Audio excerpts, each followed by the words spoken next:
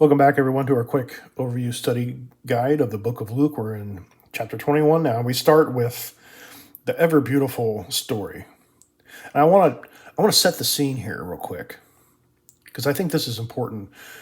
At this time, Jesus is in the temple, and it's we're coming up on a very important celebratory week, and the temple is just filled with people, filled to the brim.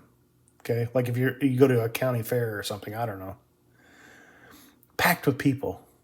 And Jesus says, "Hey, look at this widow putting all of her money into the treasury.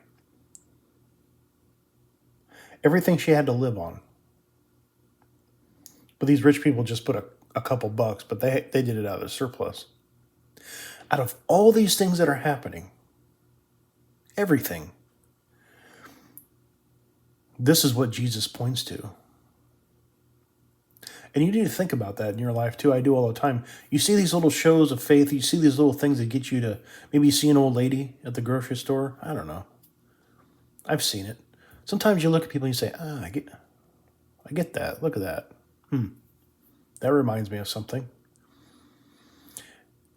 And in your life, you may do something as well. It gets people's attention, but you'll never know it. And most people won't see it. Don't worry about it. Because even the disciples again, didn't even understand. Because here in Luke, and while some of the people were talking about, this seems like maybe someone who's not their disciples, maybe it was just someone standing next to Jesus. In Matthew, it's the disciples, and then he goes to the Mount of Olives and he says what he's about to say here, but not in Luke. These temples, these things that you're looking at, days will come which would not one stone will be left upon another. They missed it. They missed it. The most important show, Jesus points it out and says, look, that right there. Not about giving all the money away. It's about a show of faith. That show of faith is more important than everything else that's going around you. And you don't see it. No one else sees it. That's the type of world you live in. That's what it's like to be a disciple. There's all these things happening around you, and you don't see it. Or you do see it, but no one else does. No one else does. This is very important. You should be paying attention to this one. And I doubt it gets very much attention. Just like in reality. People don't pay attention to this. Like the Syrophoenician woman and the sick daughter who's a Gentile, who asked Jesus, please help my daughter. And Jesus does it for her because she asked. And she said something that showed that she had great faith. And this woman, it's not about giving everything away you had. It's about trusting in God. And that show of faith was more important than everything else that was going on. All the animal sacrifice, all the fancy schmancy uniforms they were wearing, and the sacrificial rituals and everything else. They didn't count for nothing. As far as I can tell, they're not even authorized by God. They weren't supposed to be doing that. Jesus said this is a house of prayer, not a butcher. You're not supposed to be butchering animals. Time will tell how that one turns out, because really we don't know. It's an argument. But it's a house of prayer. And the house of prayer is now inside the believers, here, now, present times. It's been like that for 2,000 years. That's how the temple system was replaced. Now it's invisible. You can't destroy it. It's in these little shows right here that you don't see, or you do see, but no one else does.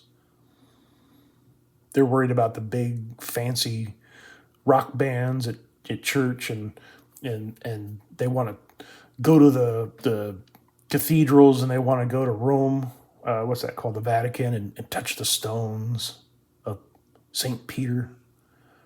It's all nonsense. It's all nonsense. And these people, I've watched something a little while, they went to some like Navy SEAL boot camp. They're getting beaten up so they can become men. Men for Christ. Something about kings, I don't know. Some stupid, ridiculous thing. I like to walk up and with my hands in my pocket and say, hey guys, you can just go into that room over there and close the door and talk to God. You don't have to go through all this. All you're doing is being brainwashed. You're being conditioned or reconditioned. That's all. You're forcing your way to do it. It's like getting a lobotomy, basically. They're just taking out a piece of your brain. That's not going to change anything. Do you think it's easier to just lie there in the mud in winter? Or do you think it's easier to just walk into your bathroom and close the door and turn on the fan and pray to God? Talk to him in private. Find some place private to do it. People will go out of their way. They'll do almost anything they can to avoid talking to him. That's the only thing that really works. Don't forget this one. Now, this is a little different in Luke because he kind of reiterates himself from chapter 17 because they're asked when these things will happen. Now, this doesn't seem like it takes place on the Mount of Olives, but its parallels it does. When these things happen, etc., when they take place, and he reiterates himself from 17. See that you don't get misled, right? Remember that from 17 where he says, look over here, look over there, you won't see. Okay. It's at the beginning. It's Luke 17, 20 to like 24, 25 maybe. But then you hear rumors of wars, you become terrified, but the end does not follow immediately. Okay? That's important to note. Nation will rise up against nation, kingdom against kingdom. There'll be earthquakes. We kind of hear this from Matthew. But then he says, great signs from heaven. That's kind of interesting. Seems a bit out of place in the sequence. But something to note. And then we talk more about what was referred to as the tribulation, or what we refer to as the tribulation, right? They're going to persecute you. Don't try to make up your own mind beforehand. Defend yourself. For Jesus, after I'm dead and left the earth, will give you utterance and wisdom. So that's kind of interesting. Seems like Jesus still has a part. He can speak from heaven. I thought only God can do that. But apparently Jesus can do that as well. He can give them utterance. So he's still very much involved from heaven, sitting on the right hand of God, which is interesting. Because it kind of sets up the capabilities, what really is Jesus? And what is he after? So that's pretty interesting. Your parents and brothers are going to betray you. Surprise, surprise. They'll put some of you to death. You'll be hated by everyone. This, again, is very important to understand. Everyone's going to hate you. People hate me. It's not just because I'm a big blabbermouth. If I was a big blabbermouth and I just repeated everything that whatever church I was going to said, they love me. As a matter of fact, they would jump for joy. But they don't. Because what I say is more or less within the parameters of what the language is conveying and the possibilities of what it could be conveying and what it can't be conveying. And a lot of things that they think can't come out of it word-wise. It's just not possible. And they hate it. And they hate me. Christians, believe it or not, will be your biggest enemy. If you're doing it right, in my opinion, from my experience, they'll hate you. And I know a lot, too. So not only they hate me, but they avoid me. Because they don't know what to say. Because they don't really know. Someone just filled their head with nonsense. But that's their choice. Everything's on purpose. Remember that. By your endurance, you will gain your lives.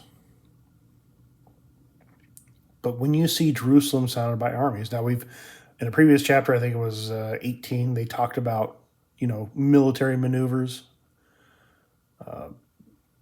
around the city at this time that Jesus is foretelling of.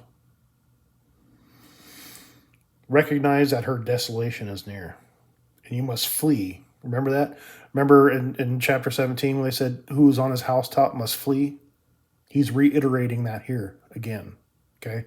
So it's a part of it. So he is saying it again, just like in Matthew. It is put together. Like I'm saying, a lot of these sayings are probably said a lot of times, like your parents, you probably know, they'll say things like, well, if you play with fire, you're going to get burned. What'd you expect? You shouldn't have dated that man, right? Something like that. And that's kind of the same thing here. You have to imagine, I wonder how many times, maybe the disciples got annoyed with what Jesus said, maybe, right? The vultures and the eagles, got it. Yeah, we've heard that, Jesus. Tell us something different, right? Like your parents, they, the mom sayings and the dad sayings, they always said the same thing over and over again, ad nauseum. But you have to understand, this is over a 3-year period, so it could have happened numerous times. But he is reiterating here what he said in 17. A lot of people think that it's split up. But if you look closely and you pay attention, you'll see that it's not. It is being reiterated. Just a little blurb. But that's what he's referencing. So just look back in 17 and you can compare them. Not much has to be said reader-wise for us because it's already been said. But the fact that it's in chapter 17, it throws people off. And that's a good thing too.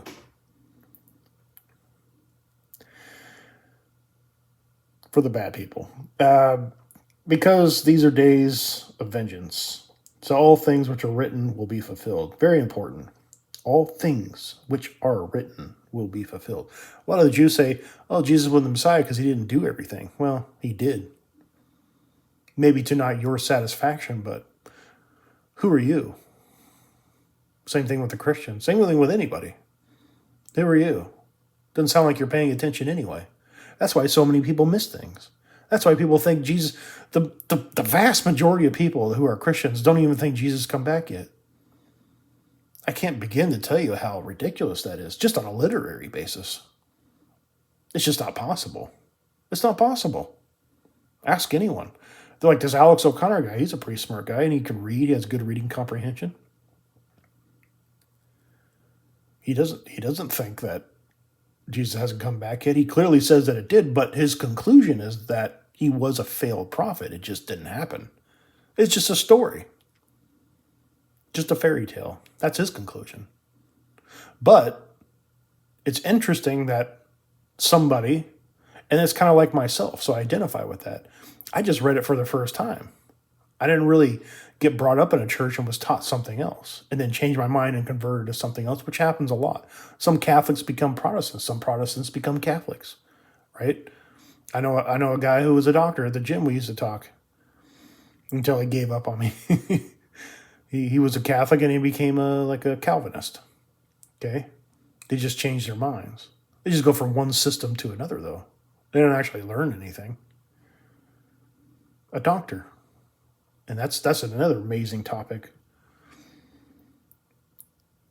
And then they talk about what's happened in Matthew. Those are pregnant. Woe to those people. And then we have this. A lot of people say this is a gap. Okay, it stops here. And I disagree. I don't think it stops. It doesn't stop the progress of anything. It's just a statement. Jerusalem will be trampled underfoot by Gentiles until the times of the Gentiles are fulfilled. But that's still today. They haven't rebuilt the temple. The Jews don't have control over it. That's for damn sure.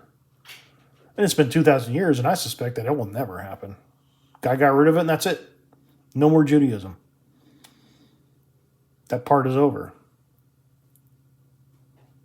Even the Jews have strict orders to shoot people if someone tries to go up there and sacrifice a lamb on the Temple Mount. To shoot them. That's, this is how it's set up. This is how God works. You want proof that God's real? There you go. You figure all of them just bum rush the thing and just take over it. And if they try to do anything, they could just scream and yell like all the liberals do when they go downtown to tear up the city because they don't get what they want. But they don't do it. It's funny. It's almost like a spell. This, I think, if I would agree with the statement that it still hasn't been fulfilled. Trampled underfoot by the generation till the time of the Gentiles are fulfilled. But it says fulfilled. So what does that mean? It could mean a lot of things. A lot of things.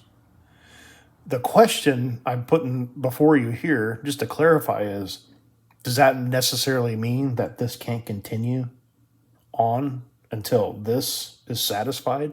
I'd say no. It's irrelevant. Who cares about the Gentiles and what they do? Who cares about the current events over in Israel? Sure, the churches are living right now. Anytime anything happens into Israel, everyone goes to church and they love it. That should be a sign. Because it doesn't matter. It doesn't matter at all. Just like this, it doesn't matter.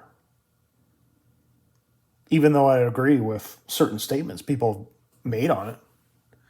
But in the big picture, it just doesn't matter. It doesn't matter at all. And it certainly doesn't stop anything, is what I'm getting at. It just doesn't. And you have to think about that. What are your thoughts on that? Because just because it hasn't been fulfilled doesn't mean this isn't going to continue. And it's only stated here in Luke. So I put that forward to you to figure out what you think that means.